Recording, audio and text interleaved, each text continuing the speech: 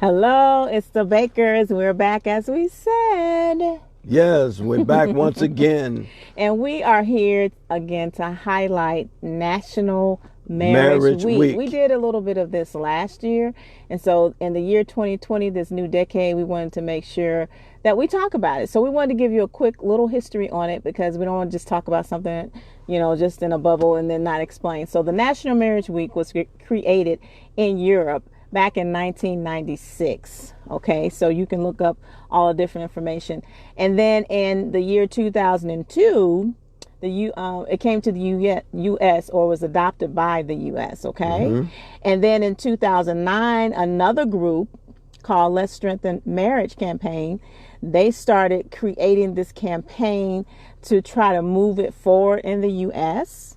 And then in 2010, they officially adopted the campaign in February 2010 to encourage many people to really consider and think about marriage. So that's how kind of like a little bit of information about the National Marriage Week. Okay, we wanted to give you the information. Also, they believe it's tied into, I'm pulling it from the website. I think it's important to understand one of the reasons, especially in the United States, why these different groups came together and wanted to do the campaign, which is part of what we really agree with and understand, because they wanted to help us figure out as a nation how to strengthen marriages by influencing something that we've talked about, especially when we went to Africa, the 7 mountains of influence. Now, the 7 mountains of influence was created by Bill Bright and Lauren Cunningham back in 1975. We're doing a lot of stats today because I think it's important. And so their goal was to create something that would influence the societal culture in order to impact it towards God. Okay, so they developed the strategy of the 7 mountains. Now, when you look at the National Marriage Week, the U.S. portion has a national strategy, which is the same because they call it the 7 pillars. We talk about the 7 mountains, but it's all the same thing because their goal is to have an agenda to impact the nation by touching arts and entertainment, business, church, education, government, family, and media. Okay. And so our hearts, we really have a heart for business. We have a heart for family, which is where the marriage enrichment piece comes along, which is our passion. We know our mandate.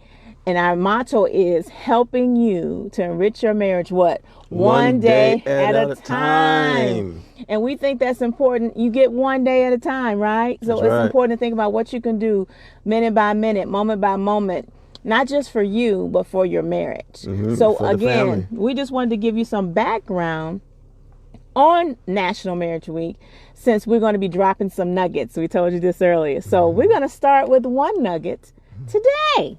And that nugget is love. Oh, love. Love it.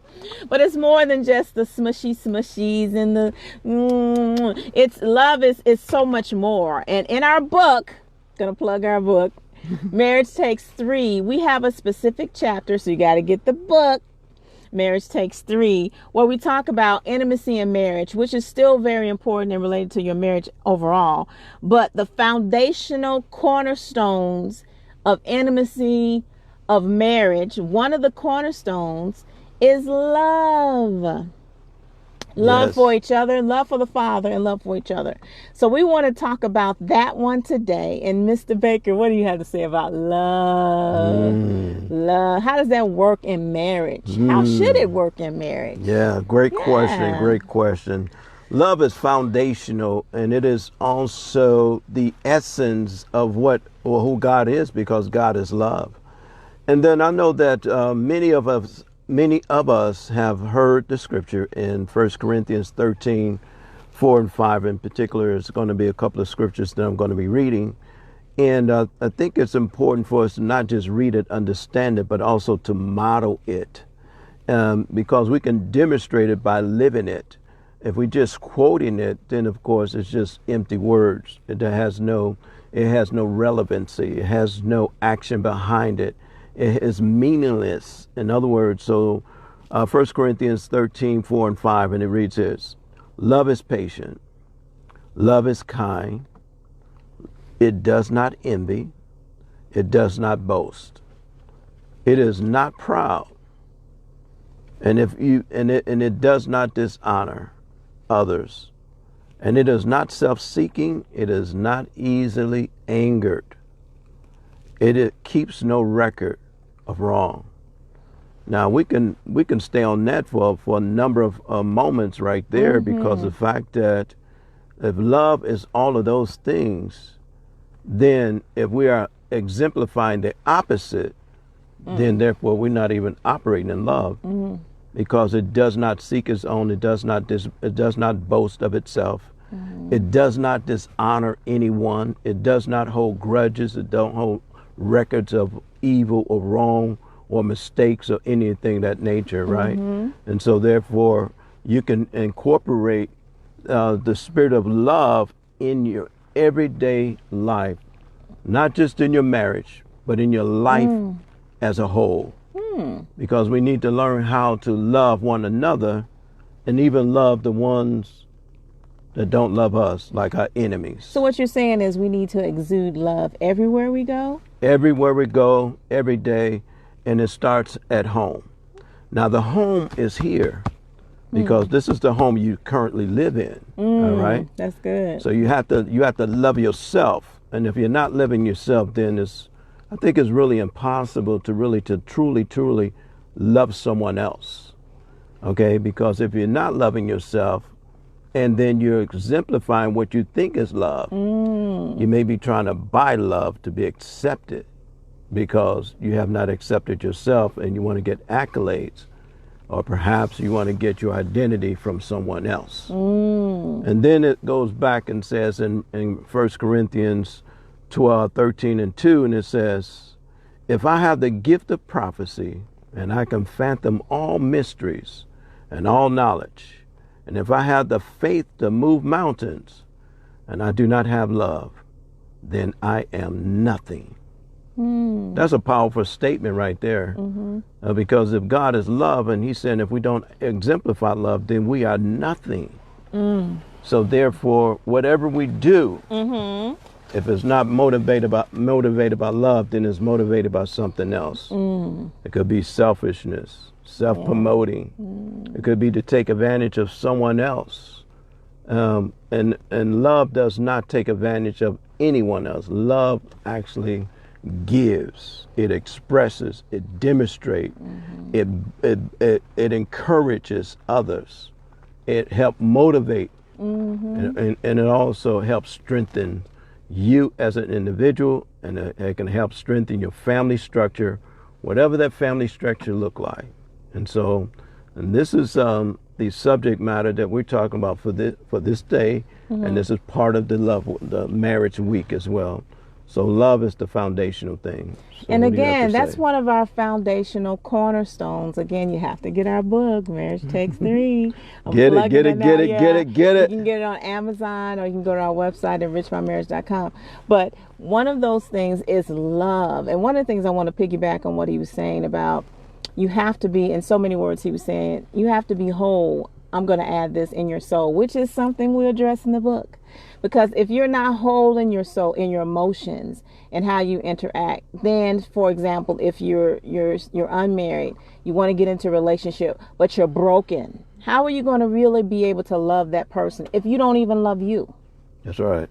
Right? So if you don't love you, you might accept anything that you may consider that you think is love, and it may not be, because you're viewing it through hurt, through pains. You have on lenses, but your lenses are not clear because you're viewing everything through the brokenness that you already experienced. So that's why we tell unmarried and even engaged couples often, make sure that you're whole in your soul. And again, this is something we talk about in the book, because you want to make sure you're in a good place before you try to connect with someone else, right? Because typically we've seen too, over the years of living, that broken people a lot of times attract to other broken people. So now you have two people that are broken.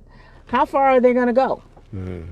Are they going to really be able to communicate? Again, are they going to really be able to love each other if they're both broken? Maybe they had previous bad relationships, right? Whether you've been divorced, it was painful, We both talked about that. I went through a very painful years and years ago. It seemed like a whole nother lifetime divorce, because another person chose to do other things. And so it just didn't work, because they didn't want it to work. Because, we're advocates for, if both parties are willing, then divorce should not even be on the table. But you can't make other people, but that's a whole nother subject. But my point is, he was broken.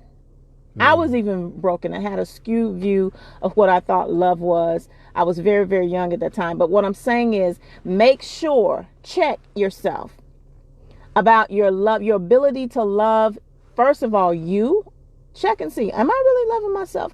What are you doing to love yourself? And then if you are in a good place, then do you really have the ability to love somebody else, especially in the context of marriage? What do you think about that? Well, you hit on the subject basically because of the fact that our society is really broken. Our society as a whole is really looking for the true love of God, and many people have not yet experienced that.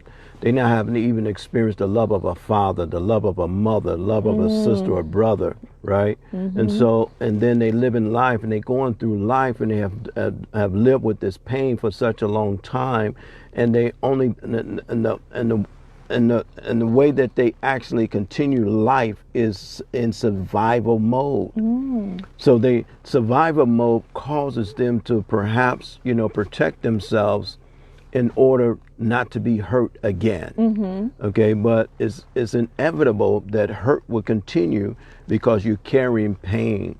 You carry the pain of the past, and you live in the painful past, and you're unable to get to a complete place. You're unable to get to a whole place. And so many times that's why it's important for the ones that understand, recognize, and able to model the love of God.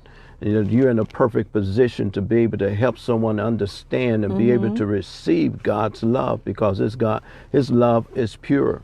His love is not self-seeking, and it's not self-motivated. It is just to love and to demonstrate the love that you have received to someone else, to help heal them, to help encourage them, to help motivate them, and to create an expected end. Because we listened to some videos this past week about individuals that's been going through and lived such precarious lifestyle because of the brokenness of the family structure.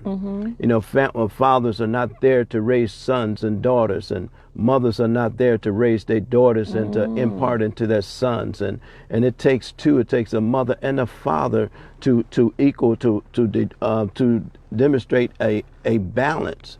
And every child needs the opportunity of experiencing that, and every child has not necessarily have experienced that. And so we need to get back and understand the significance of marriage, the significance of family, and also the demonstration of love, because love goes a long way, and the love actually can heal a broken society. Love can heal a broken soul, a broken heart. Love can bring about healing to any given situation if it's demonstrated properly. That is really good. That's why we say love is a foundational stone. And one of the scriptures I wanted to read was in 1 Peter 4:8. I read this directly from scripture. And above all things, have fervent charity among yourselves, for charity shall cover a multitude of sins. And so that's why we need to really understand love in the context of marriage in particular. Yes, like I said, we want to make sure we're loving as we go along this journey, but in our marriage, because as we love according to how God views it, as we love each other, our spouses, then yes, it will impact, if we have children, impact our children, impact our neighborhoods, impact our community, impact states, cities, and our nation. Think about it. If you had a conglomeration of people around the nation that agree to love each other, and I think that's really what the foundation of this National Marriage Week is about, for people to really just recognize, okay, the power that you have with being married, right? There's power in that. Yes. We know the scripture about two are better than one, and 3/4 quarters not easily broken. But think about in the context, if you had a lot of couples around from state to state around the nation really understand the authority and power they have. Yes, you could impact those 7 pillars or those 7 mountains, depending on which organization you're talking about. But those 7 mountains, those sphere of influences in those areas, as couples, if we go and say, okay, we know we're called to the area of family. We also know we're called to the sphere of influence, the mountain, I should say, of family, of business, right? Yes. Of education. Those are 3 mountains of the 7 that we know we're called to. And we're working really hard to try to impact it as a couple. Yes. But the key is you must be solid and rooted, as they say in the old school, rooted and grounded in the basic principles of marriage. Mm-hmm. Love is one of those principles. Yes. Love is one of those principles. So, as we continue this, my phone looks like it's trying to die on us. It needs power. It needs power. Power. But anyway, as we are moving forward, we just want to again just remind you that this is National Marriage Week. Yes. Okay. And so we just wanted to bring that to your attention. And we're going to be over this next week bringing different foundational nuggets to you that you can apply to your marriage. So don't forget, check out our website, enrichmymarriage.com. You'll find out what's going on. You'll see some information even about Africa for us again. Also, don't forget to go to Amazon and get your copy. Where's the book? Although you won't be really ready to see it because the words are going to be reversed. But there you go. The words are reversed, but it's there. So anyway, you can go and get your own personal copy, and the workbook is going to be coming out. Real soon. Which is a companion workbook to the book. Yes. So you can look at all the different exercises along with the book with your spouse, okay? Yes. So look for us this week. Don't forget to subscribe to our YouTube channel, Marriage Enrichment The Bakers. Check us out. Tweet us sometimes. Also on Instagram. But if you go to our website, you'll see all this information there. And so we're going to stop that day. We hope you enjoy the rest of your Saturday. Remember, love is key. It's one of the foundational structures of marriage. And let me leave you with this scripture here. Ephesians 4:2. It says, be completely humble and gentle. Be patient, bearing one another in love. So continue. It's the Bakers. We'll talk to you. Peace. Peace.